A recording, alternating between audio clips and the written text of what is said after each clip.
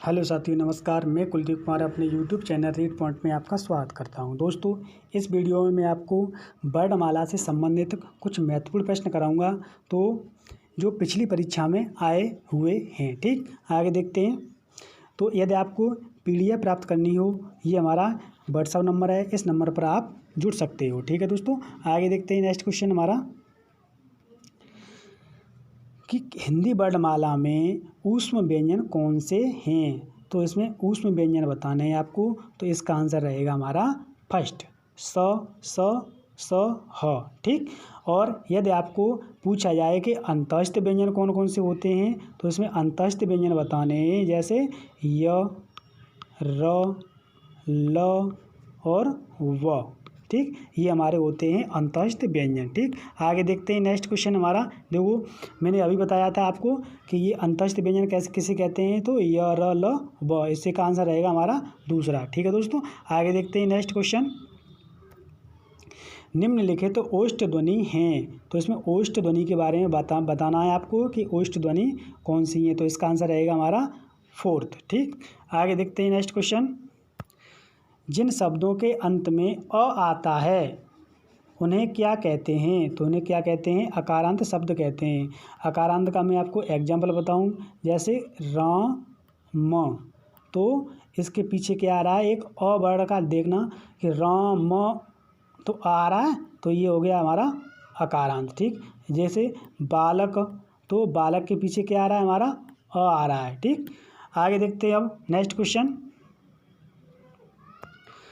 निम्नलिखित में कौन सा वर्ण घोष है। अब इसमें बताना है कि घोष वर्ण कौन सा है। तो इसका आंसर रहेगा हमारा तीसरा, द। अब घोष वर्ण के बारे में आपको बताया जाए, देखो घोष या हो सघोष, बात एक ही है। ठीक, अब घोष वर्ण कहते किसे हैं? जैसे 5 वर्ग होते हैं हमारे, जिसमें तीसरा वर्ग, चौथा वर्ग और पांचवा वर्ग, ये वर्ग हो गए हमारे।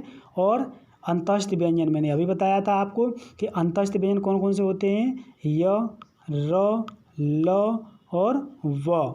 और एक और वर्ड आ जाता है इसमें ह वर्ड, और सभी स्वरों की संख्या आ जाती है, सभी स्वर भी आ जाते हैं इसमें। ठीक है, फिर से बता रहा हूँ मैं आपको कि 5 वर्ग होते हैं, तीसरा वर्ग, चौथा वर्ग, पांचवा वर्ग और अंतःस्थ व्यंजन य, र, ल, व। एक वर्ड आ जाता है हमारा ह और सभी स्वर।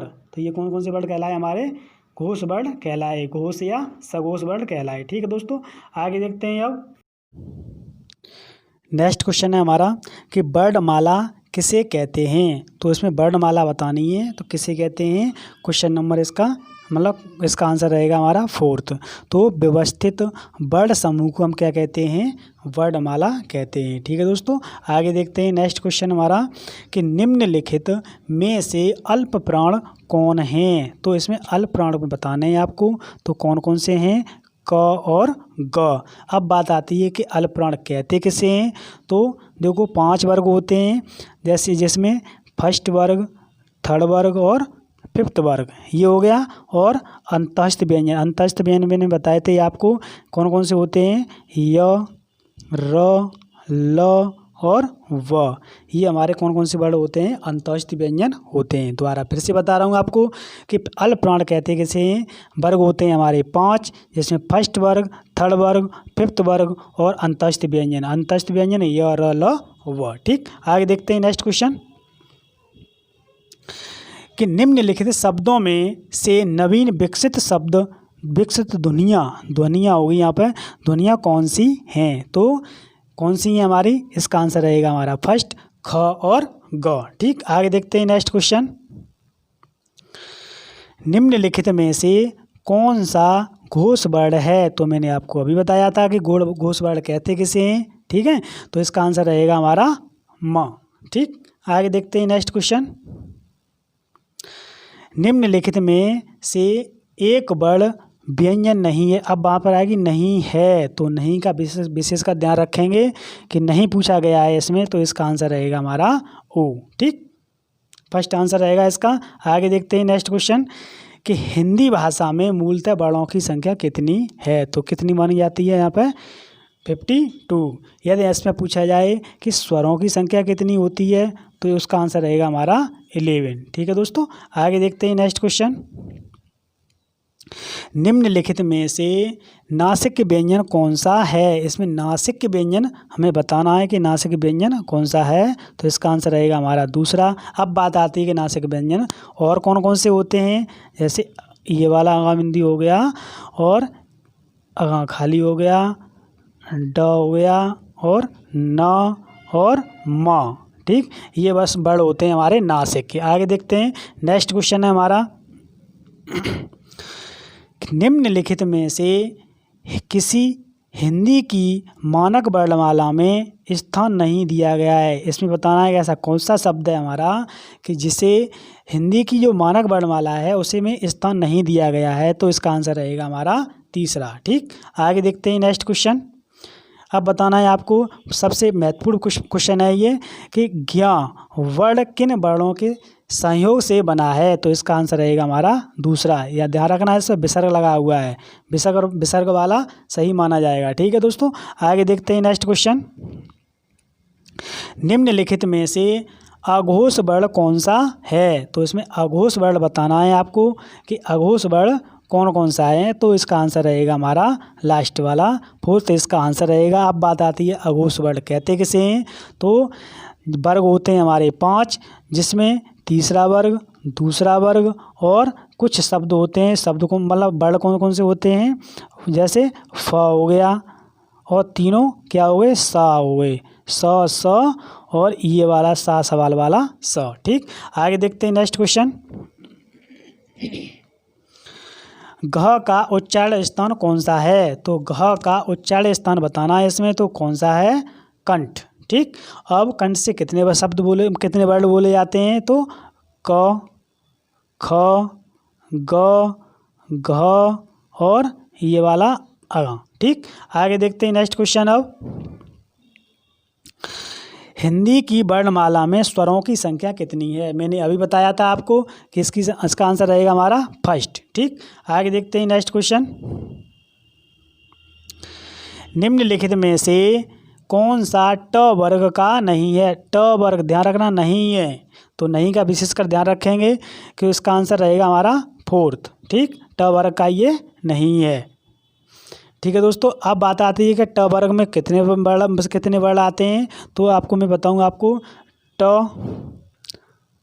ठ, ड, ढ, ये वाला अड़ा और सौ भी आ जाता है और ढाड़क्कन भी, ये वाला ढाड़क्कन, ये नीचे बिंदी लगी होती है वो वाला आ जाता है। ठीक है दोस्तों, आगे देखते हैं अब नेक्स्ट क्वेश्चन कि निम्नलिखित में से कौन सा पश्च स्वर की बात आ रही है यहाँ पे, पश्च स्वर कौन सा है हमारा। ठीक, तो इसका आंसर रहेगा हमारा फर्स्ट। ठीक, आगे देखते हैं नेक्स्ट क्वेश्चन।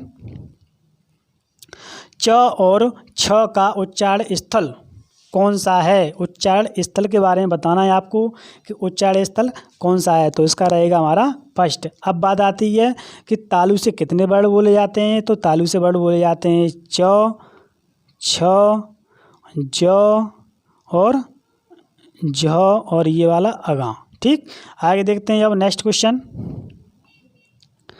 तालव्य व्यंजन है, इसमें तालव्य व्यंजन बताना है आपको, मैंने अभी बताया था आपको, तो इसका आंसर क्या रहेगा हमारा दूसरा। यदि आपको PDF प्राप्त करनी हो, ये हमारा व्हाट्सअप नंबर है, इस नंबर पर आप जुड़ सकते हो। ठीक है दोस्तों, आगे देखते हैं अब नेक्स्ट क्वेश्चन। कौन वर्ण घोष नहीं है, अब इसमें बताना है कि घोष नहीं है, नहीं की बात आ रही है यहाँ पे कि नहीं है, तो इसका आंसर रहेगा हमारा तीसरा। ठीक,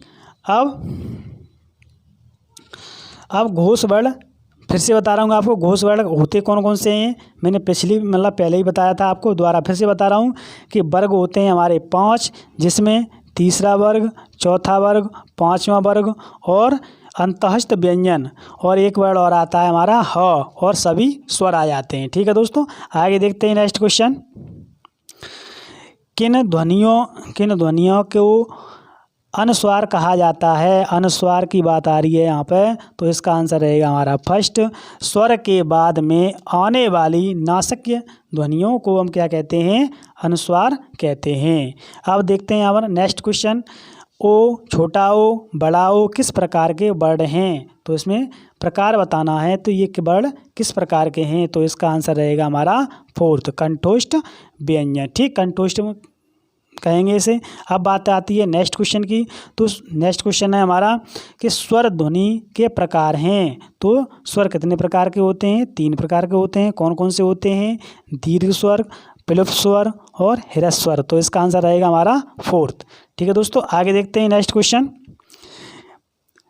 निम्न में से अर्ध स्वर कहलाता है। तो अर्ध स्वर कौन सा कहलाता है इसमें से, ये आपको कमेंट बॉक्स में बताना है।